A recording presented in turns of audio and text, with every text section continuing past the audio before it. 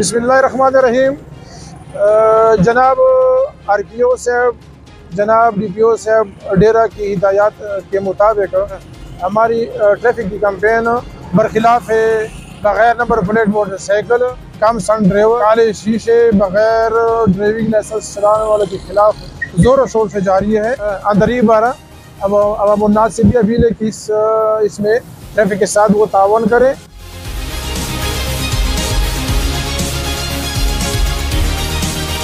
RPO साहब डेरा, DPO साहब डेरा के अहकाम की रोशनी में हमने कैंपेन स्टार्ट की थी।